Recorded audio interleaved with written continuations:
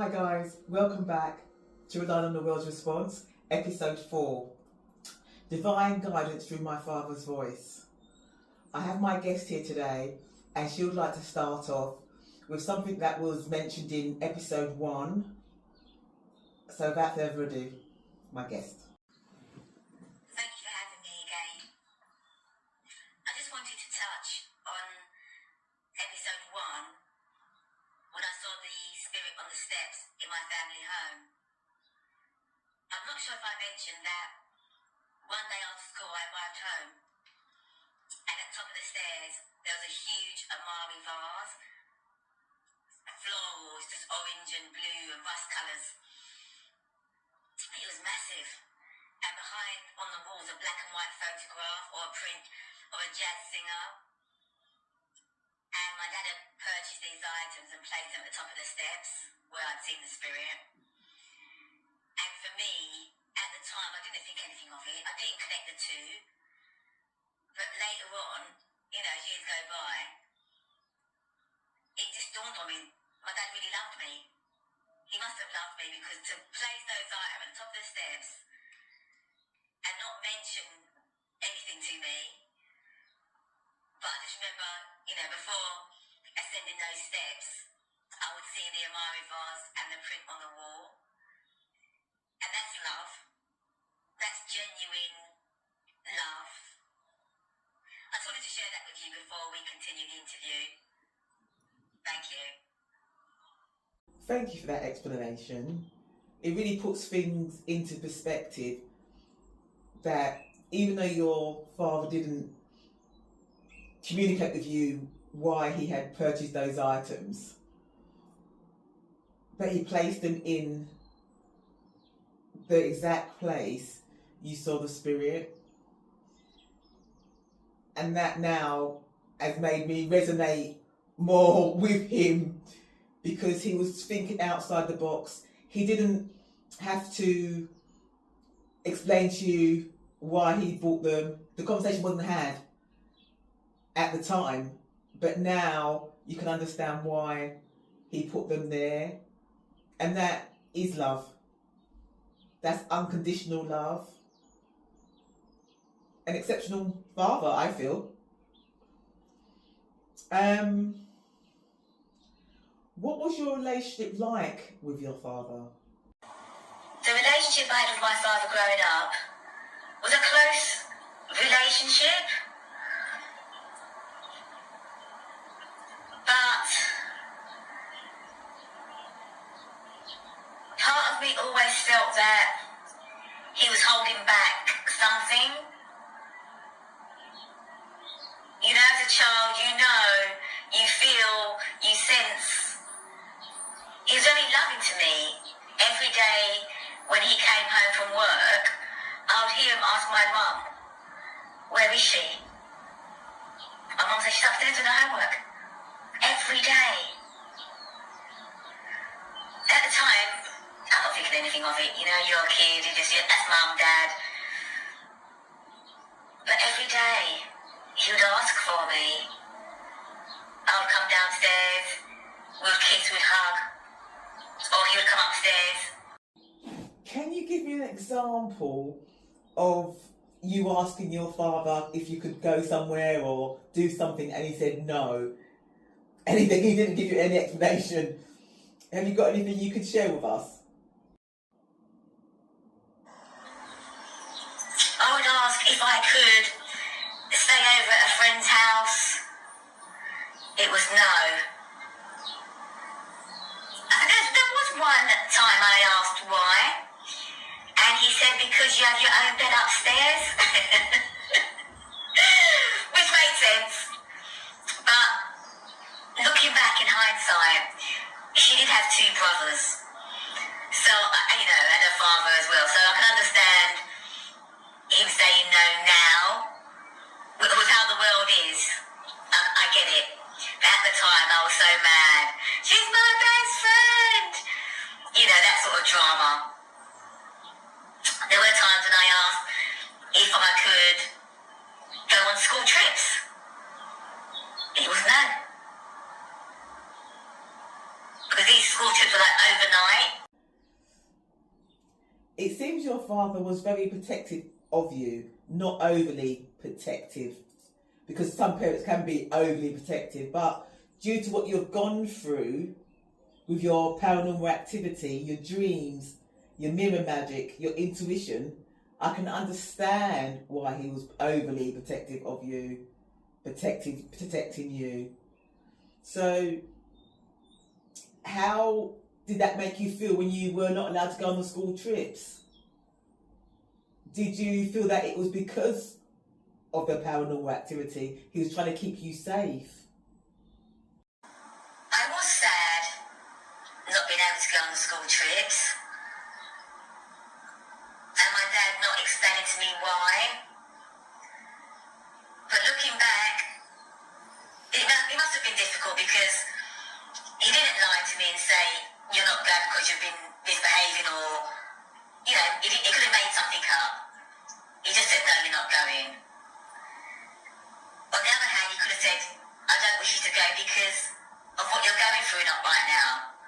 We don't understand it, and I'm sure you don't understand it. And for us to send you away without, you know, your family around you, it can be dangerous. So I understand that now. But at the time I was only sad. Not all of my friends did go on the school trip, and we did get to do fun things at school. You forget, you know, that you're not on the trip because you're just engrossed in the activities. Thank you for that explanation. It gives me a little bit of an insight into your father's parenting. And it must have been so difficult navigating which way to go with you regarding you seeing the paranormal activity. So he was trying to protect you in that sense. And you didn't miss out too much because obviously in secondary school you've got to go on school trips. How was your relationship going forward once you were in secondary school? Did the reins tighten? Once I was in secondary school, deepened.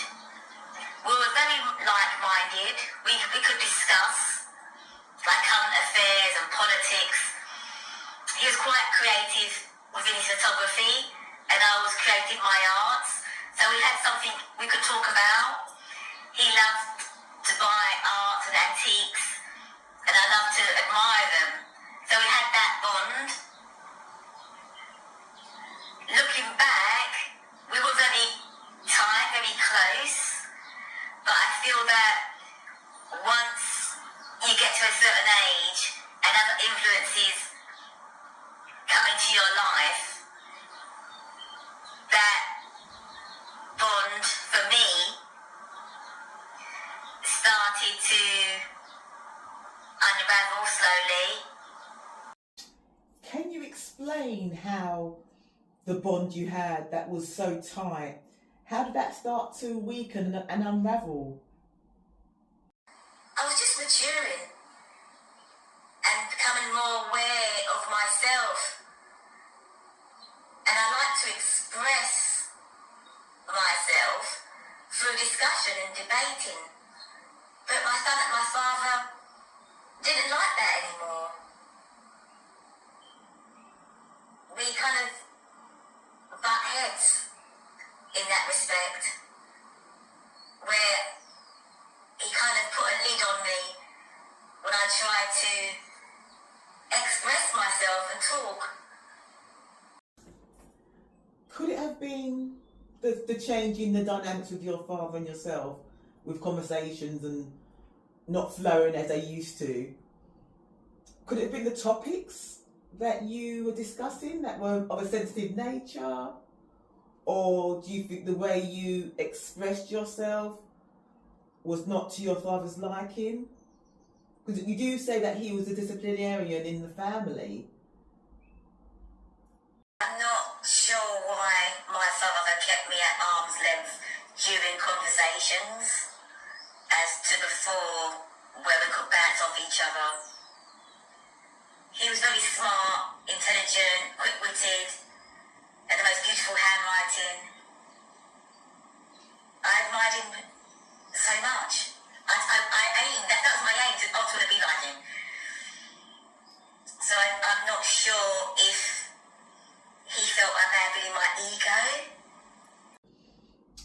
outsider like myself,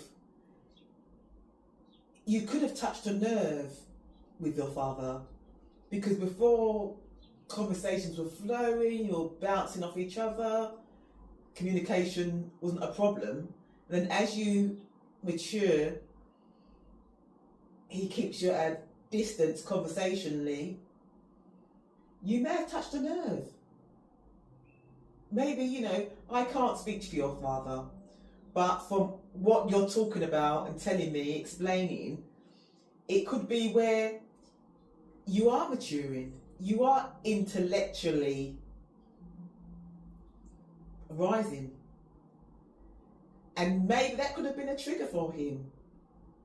Maybe he felt that maybe he wanted to rise up with you, but didn't have that knowledge to do so. Thank you for that insight, because I've never thought of it like that.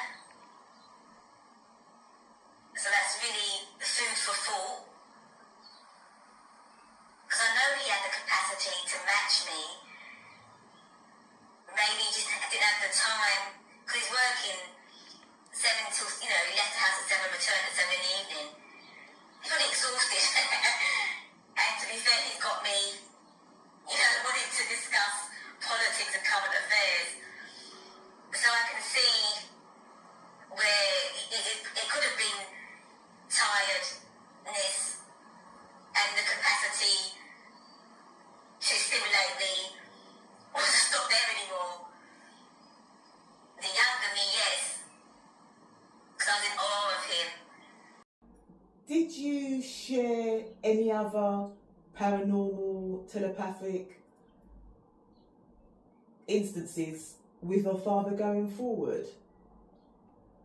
I'd moved out of home at this point. I had my own flat, not far from my parents, walking distance even. So there's one day when I had an experience that I'll never forget. So I knew, I saw, I felt, I experienced my dad passing. I was in my living room on my sofa. I know exactly where I was. And I couldn't believe what I was seeing, feeling. And I just jumped up, screaming and crying. Because I didn't know what was happening. Is it real? Did I dream that? Did I nod off? What is happening? So I immediately put my shoes on and ran across the road to my parents' house. So this experience you've just had, where you've seen your father possibly passing, and the emotions, you know, you said you screamed and cried and put on your shoes to go and tell your father, which is courageous in itself, to actually have that energy to say, I'm going to go and tell my dad, I'm going to tell my father. It wasn't a decision that I had to think about. I just immediately put on my shoes, went across the road, knocked on the door, and rang the bell. And both of my parents were at the door at the same time. What's wrong? They both said to me. I said, I had a premonition.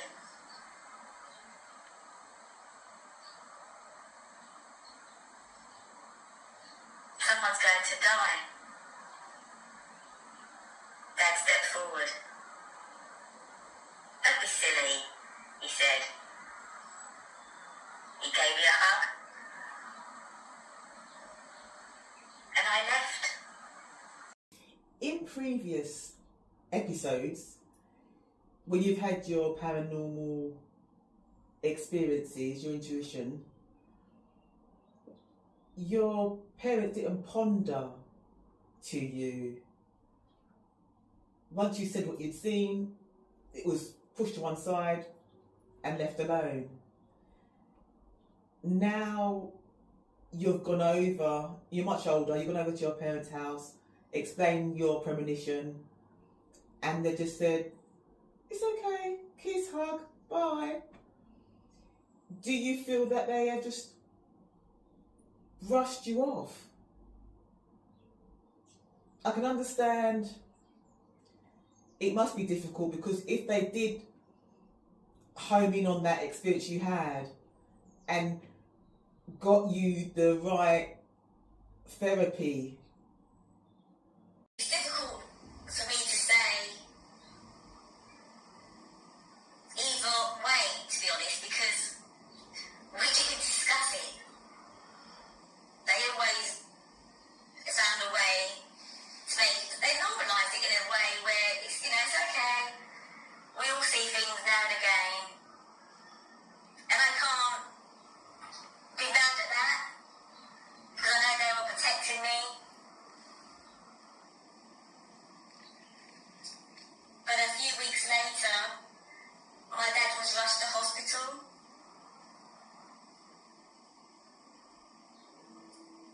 And at the time I felt as if someone had punched me in the stomach.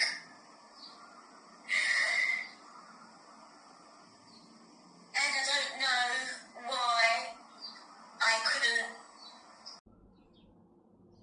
So you've gone to your family home where you grew up, but you was unable to tell your father that you saw the premonition and he was involved in that. And you say it could have been source, divine, putting a stop to that, because that's not your role. But you was adamant that you was going to knock on that door, ring that bell, and tell what you saw. But it wasn't for you to tell. That must be hard. To have that premonition and know what you've seen, but you can't relay it how you want to relay it because you've been stopped by higher powers. Although I had the premonition, I still wanted to be untrue. I wanted to give my father the heads up. And for whatever reason, higher powers stopped me from doing so. I just wanted him to prepare himself, we can do this, we can do that before it comes, whatever is going to happen.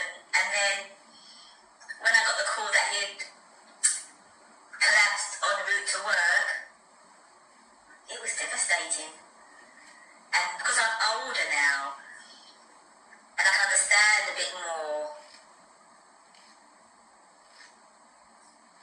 that's when it kind of dawned on me that, oh, you are psychic. You can see the future. Can I just say how brave you are? Just need to sit with that a moment. So now you're aware of your psychic abilities. It's confirmation now that what you were seeing, experienced from the age of 8 in your family home was genuine. So now you have that on top of your father being taken to hospital. And like you say, it's a whirlwind. I can imagine. Well, I can't imagine, but that's a lot. So once in hospital, they did operate, and the operation was successful. A few days later, early hours of the morning, I received a call to say, I'm so sorry. Excuse me, Mother. He had died.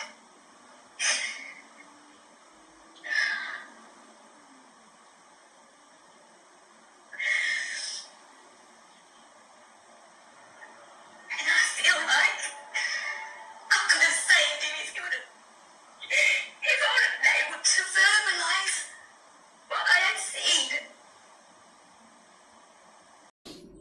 I'm so sorry for your loss,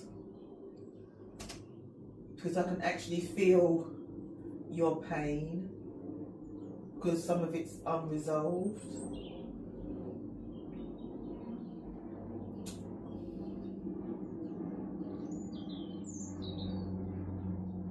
So if you're able, can we continue with what happened after your father passed away? So, my father's now passed. I have seen him in the hospital with all the tubes. And he's just lying there, all these tubes, you know. And he looked like he was sleeping. And I remember singing him a hymn. I sang Kumbaya. My mum and my sisters were there too. So I've gone home, ran the bath,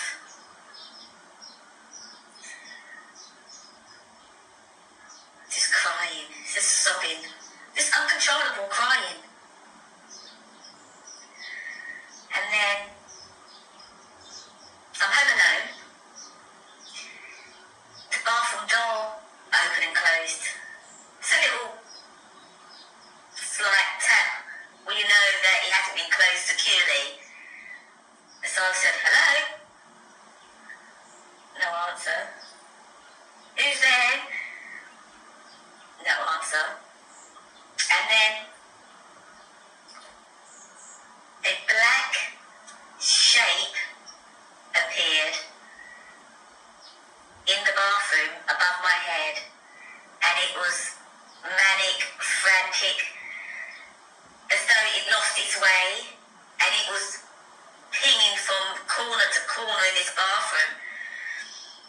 And the shape was similar to a fish. And it was going back and forth, and I just sat there crying, seeing this shadow just ping-pong itself from corner to corner very quickly, very erratic. And when it stopped, it was above my head, and then gone. Just by magic. And I said, Dad, is that you?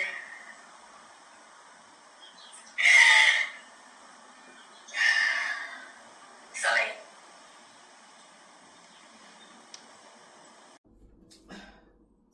Sorry guys, we're both very emotional here. Take a moment. So, in the bath, this shape, like a fish you say, is darting from one corner of the room to another, erratically, quickly. And you ask, is that you, Dad?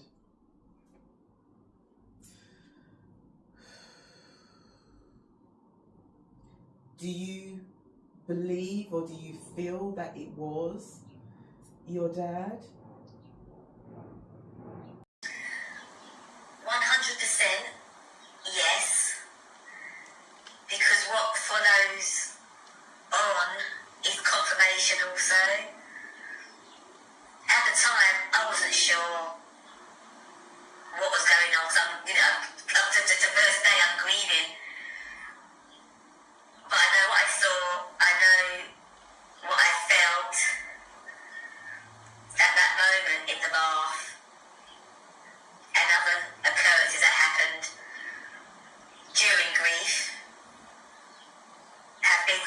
meditation, and has really helped me grieve and has helped me move forward on a day-to-day basis with all these signs, dreams, visitations. Would it be possible for you to share with us some of the things or the stages that you've been through after your father passed? Like the visitations and the signs, messages, dreams. Would you be able to share that with us? It was about a week after my father had passed that I had a dream, and he was on a boat, a ship. It was huge and it was white and it had sails, and he was on this ship also, dressed in white and much younger, and he was very happy. And what I took from that was because when we used to talk when I was much younger, he said that he grew up on an abandoned deck, and to see him on this immaculate ship, so extravagant, that was comfort for me. It seems like your father was an adventurer, very creative, especially on the ship, and saying that he grew up on an abandoned deck. I love that. The narrative fits in with after him passing, that it's kind of come full circle, that it was an abandoned deck. I don't know what state that abandoned deck was in, but to go out on an immaculate white ship, what more could you ask for? I needed that. I needed to know he was safe. I needed to know that if he was going to communicate with me, I would understand that communication. So for me, that was beautiful, and it made sense. Going forward, I would see him again on his route to work. So I knew the route he would take, and I saw him standing in a particular place in his work outfit and his bag. And you know when you look and then you look again and you can't believe it, and by the time I collected my stuff, my bag to rush over, he had gone. Do you feel that your father is communicating with you because he knows of your spiritual gifts, your spiritual nature? Because he, you know, you've spoken to him about it. He's witnessed this paranormal, psychic, mirror magic happen. So do you feel that he chose you to, you know, to communicate with, to let you know, to comfort you, because he knows you're open to it? He knows you're of the light. Although we didn't discuss in depth my paranormal experiences, my premonitions, I know that he knows that he's safe, that he can use me as a vessel when needed.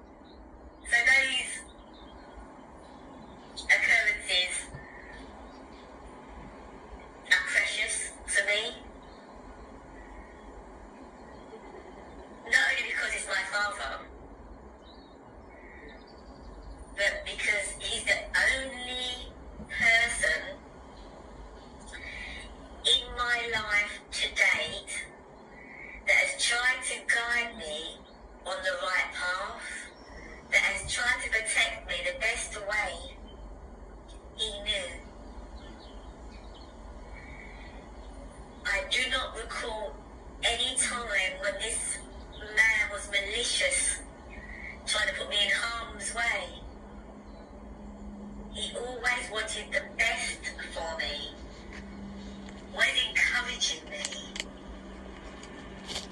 So for me, in my heart, that's where he belongs. There isn't anybody to date that could fulfill his shoes. And the only thing I regret is not spending more time and listening to his wise words. That's the only regret I have.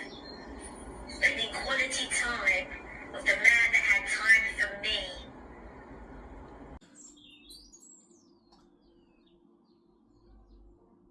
I like your last comments about your father. At least he has left a positive imprint in your life going forward. That you know that the bar is up here. So, although you grieve, and everyone grieves differently, different stages, 10 years, 20 years, 30 years later. But I like how you've got him on that pedestal. I like those words you used, that he had you by his side, protecting you, showing you the way, loving you the best way he knew how to love you, the best way he knew how to guide you. He didn't put you in harm's way.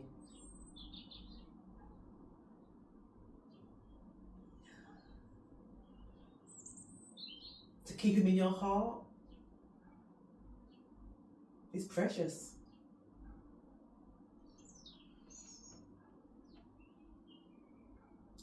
My next question is, do you feel that your father may have been intuitive also?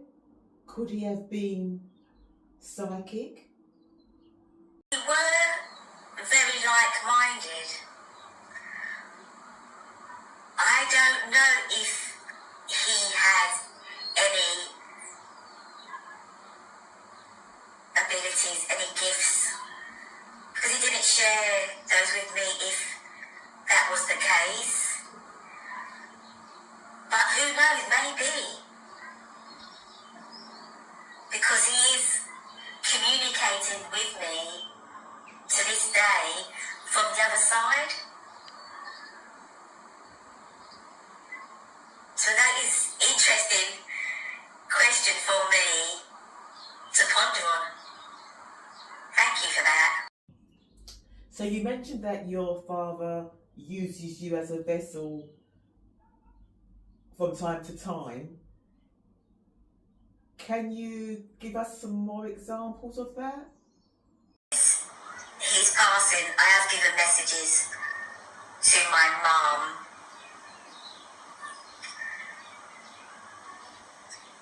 Because she found it very hard after he had passed. So I hope that was comforting for her. There was one time when I was very low and I had a visitation, not only from my father, they must have been ancestors that have passed that maybe I've never met, grandparents that have passed. I was in bed, asleep, but it's very vivid dreaming. And I was having one of those days where I just wasn't feeling great. And then I floated out of my bed and I was going towards the door. And as I got to the door, the same shape of the spirit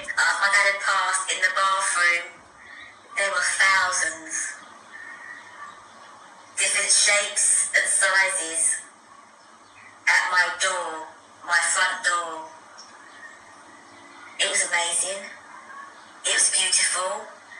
And I wasn't scared because I'd seen that shape before, similar spirits before. So I was trying to walk towards the door, because I'm coming with you guys. You don't even need to hide. And they said, go back. Go back. I was like, oh, okay then. I'm not wanted then. So I was really quite upset, to be honest. I wanted to go. And then I woke up. Thank you for that insight. I'm just curious because when you say that you were in bed and you woke up and you was floating and you saw those spirits, that shape you saw in the bath after your dad had passed, and you wanted to go. Where did you think you were going? You wanted, you're going because you're familiar with these spirits, this shape. You want to go with them, but did you know where they were going? The destination. I had no idea what the destination was, but it felt right. I felt protected. I felt that, yes, I'm ready.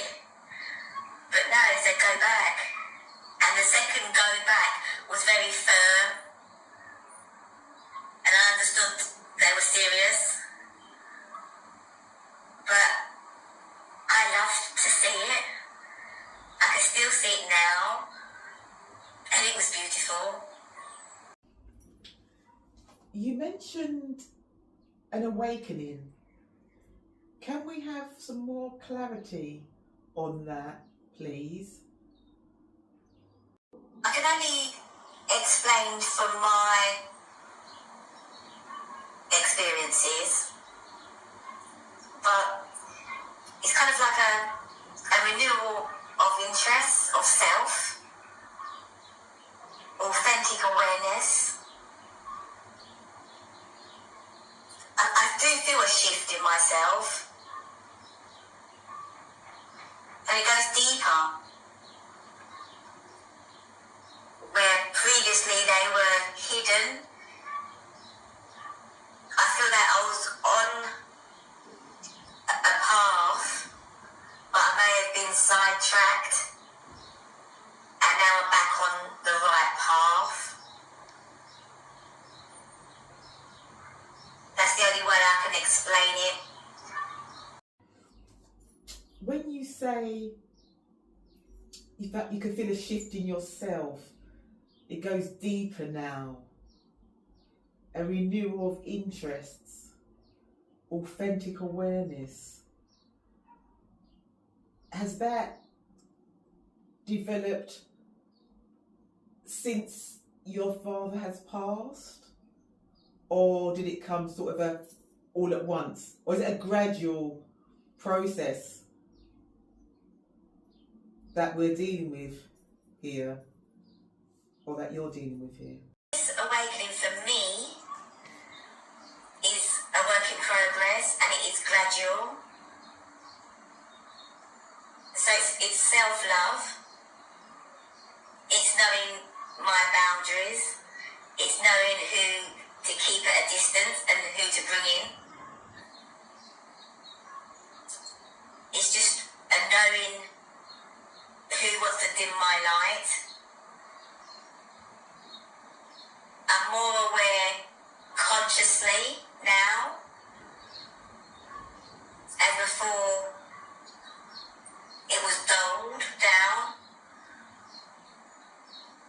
But now I feel like I have a new light. And it's really empowering and pushing me forward into the light. I'm not of the dark. Thank you for explaining that, because you're now awake mentally and present with a clear understanding of your own thoughts, emotions and surroundings. And what I've taken from it, instead of being on autopilot, you're more grounded now. So this is positive going forward. I love this for you. You're consciously aware. There was a catalyst that pushed me in your direction for you to interview me regarding my paranormal intuition, psychic abilities. And that was, I read a book. The title is The Signs, and it's by Dr. Tara Swart. And reading through her book, it was like a reminder of what my life has been since the age of 8. And then she's come along and just condensed her grief into one book. Whereas I feel like mine's been a lifetime of events. So everything in her book that I read, I was tick, tick, tick, been there, done that, this is old hat.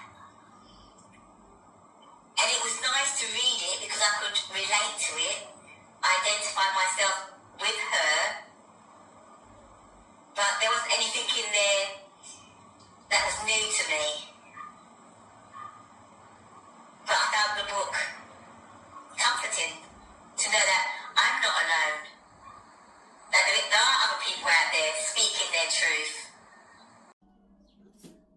I am so happy you asked me to do this interview because one, I'm out of my depth, and two, I love it. I've really loved interviewing you and talking to you and learning from you. It's a whole different ball game. And now I get to have my Oprah moment because the book you were referring to, I have it here. So this is the book.